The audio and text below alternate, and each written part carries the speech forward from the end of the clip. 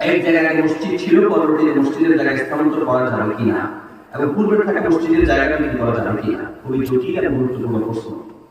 প্রথমত হচ্ছে মসজিদ প্রয়োজন সাপেক্ষে স্থানান্তর করা যায় আছে। ওমর রাদিয়াল্লাহু তাআলা এমনটা করেছেন, এটা প্রমাণিত আছে, হাদিস দ্বারা প্রমাণিত আছে, মুসনাদ আহমদের রিওয়ায়াত আছে, বাইহাকির রিওয়ায়াত আছে। এই অনুযায়ী প্রয়োজন সাপেক্ষে আপনার যে মসজিদ আছে, মুফতি সাহেব কি এখানে আলোচনা আছে নাকি?